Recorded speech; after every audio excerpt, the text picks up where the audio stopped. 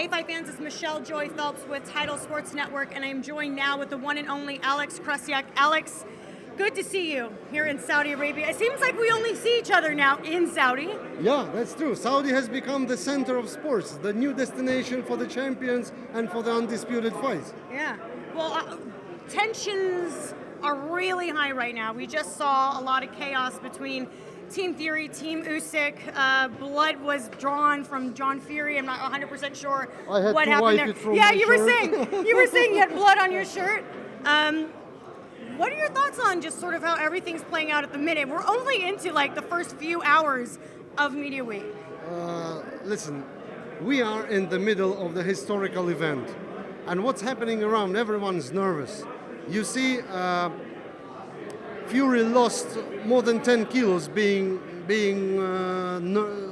how you say, frustrated, or being like under this pressure of all the circumstances.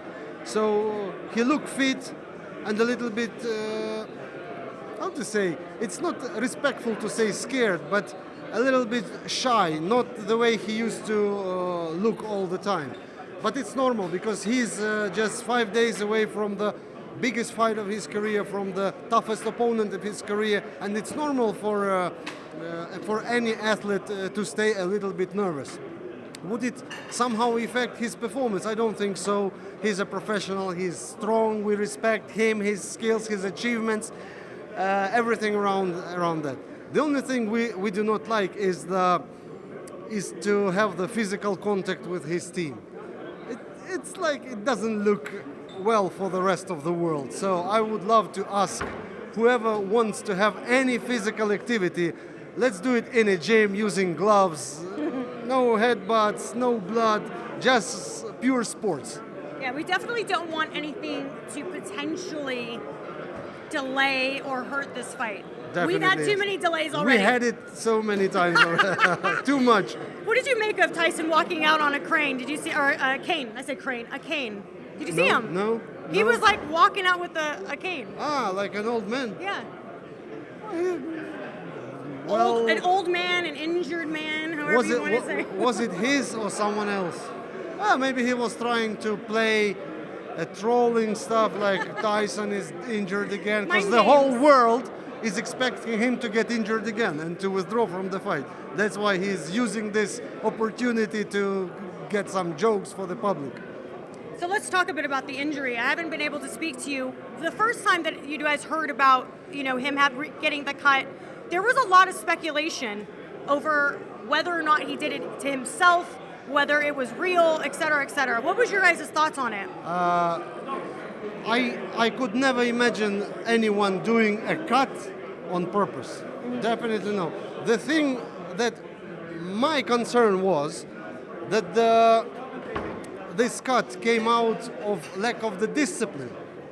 When everyone knows that Tyson doesn't like to wear headgear when he's making sparrings, and sometimes this lack of discipline leads to extreme consequences, like we had before. You have to reschedule the whole show, all the undercard fighters, all people who bought their tickets, booked their flights, booked hotels, blah, blah, blah, blah. So all of things, they just mean nothing because one guy was not disciplined enough, didn't wear a headgear, and got cut. Simple as that. So that was my concern. Was it the genuine video that was immediately released, or was it not the one? So that's the only issue. But anything may happen in sports, and even in the fight week, even in situations like we just had, the conflicts, anything may happen. So that's why we want to stay disciplined, well behaved, and we have to respect people of Saudi Arabia who are putting this fight, this historical event. So, guys, please behave yourself. That's definitely not going to happen. You realize we're going to have to be heavier on security now moving forward, because I think things are about to really kick off. Turki Al-Sheikh has put together a plan in place that obviously if anything else was to happen, and God forbid, another pullout, an injury of any sort, what do you make of him sort of implementing that and making sure that somebody or something is held responsible if if in the event that these fights do not move forward? We gave the background that we tried to make this fight so many times, and all the time something went wrong. And Usyk had to stay for this fight. He had to stay 7, almost 8 months in a training camp, having 3 camps in a row for some different reasons. And that's why the head of Usyk's camp, Sergey Lapin, he pushed the new rule, which we called Lapin rule, that in case Fury withdraws, he will have to pay a fee of $10 million. And Usyk has to have a guaranteed fight on the same date. And His Excellency absolutely agreed with that and accepted this because he's one of the most reasonable men in the world of boxing. I've been here for a while, almost 20 years, and trust me, this man is the one and only, I would say.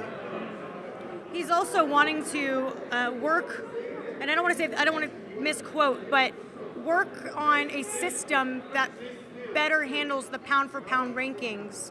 Have you read about that? And how it's sort of. You see, they had in line already 2 undisputed. 2 undisputeds, let's say it this way. One is hopefully happening this Saturday.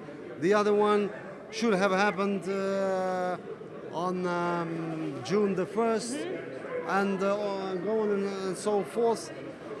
Means that there should be only one best and strongest man in the world in each division. That's probably the idea that stands behind it. Right. Well, let's talk a bit about training camp now. I saw that Usyk was wearing these bands. They got talked about. Which one? The bands that he had it in a photograph. Apparently, it's supposed to drain or drain the blood. Hey, hi. I'm doing good. Okay. Hi. Do you know what I'm talking about? The bands. I don't know what they're called, but he was wearing them, and apparently it's supposed to help strengthen his muscles. It says he shared a post-training photo on his Instagram account on Thursday with fans questioning why he had 2 devices wrapped around his biceps. The devices were belt-like objects that were used to restrict blood flow to his arms, a technique boxers often use to help build muscle. No idea. I thought that was 2 different devices to control his heart rate. Because if you use polar, just regular polar, it may have some plus minus 10 beats per minute. If you have 2, you have more or less average. That was my understanding. But I will ask a doctor. Yeah. With Tyson Fury's physique, what do you make of him leaning out as much as he has? I don't know. Obviously, muscle weighs more than fat, so I can't say how much he weighs. He still may weigh a lot based on his muscle mass, but just what do you make of him looking leaner overall? Look, Fury made us used to his lack of fitness so much that now losing several kilos makes us think he's in a great shape. It's different. Losing weight and making shape are different things. The shape is made while training. Losing weight comes from diet. So these are 2 different things. To make conditioning, you have to keep some certain diet. And it shouldn't normally be the diet that reduces the weight. On the other hand, if you want to reduce the weight and extend your stamina, it has to be something magic. Magic pill, magic injection, or a magician who's working with you. No idea. Some people say that it helps. From my perspective, if you lose too much, it doesn't help you a lot. But anyway, he's preparing for the speed. He's preparing to run the marathon. That's why he needs as less weight as possible to go through 12 rounds in the on the highest pace possible. I think that's something that stands behind this idea to lose that much of weight. Do you think that this fight goes the distance, Alex? It might, but my prediction is that it will end inside. Okay. Yeah, I think it's like 9, 10. As I mentioned before, Usyk, no, it was not me, it actually Tony Bellew who said this first. Usyk exhausts. He cooks his opponent. You know how to cook a frog? You put a frog in a cold water and you warm up water step by step. And at some point, whether the frog doesn't feel that the temperature is rising, and at some point, when it starts to boil, the frog still feels comfortable, and then it's boiled. Then you have a soup from a frog. Fun fact I didn't know. Yeah, that's a story. People know what I'm saying. That's how Usyk acts. He keeps the pace. He eats part of heart, part of soul, part of body, and then he finishes heart, soul, body, and then there is no one to fight with. The guy gets knocked out. Wow. Lastly, I have Terrific. to ask, what is it like as a team? I'm sure you guys are so proud of him to have gone from undisputed cruiserweight champion to having the opportunity of becoming undisputed at heavyweight. What do you think that says about him? Win or lose, what do you feel that says about Usyk? Usyk is a man of a goal. He's not a man of money. He's not a man of fame, glory. I would say probably maybe a man of legacy and heritage. Probably yes, but not fame, not money. That fame, money, glory, it comes as a result of your hard work. That's his mentality, and he is the biggest hard worker I've ever met in my life. And this guy will become the undisputed heavyweight champion, not for the reason of being talented, lucky, but for being the hardest hard worker in the world who deserves this. So he will not win, he will deserve the victory. Well, Alex, all the best to you and the team on the weekend. Obviously, we'll speak midweek. It's just Monday. It's barely Monday. Glad that you got out unscathed. You didn't have any issues there. Oh no, come on. We are here for different reasons. Otherwise, there's going to be no fight, only knockouts. I know.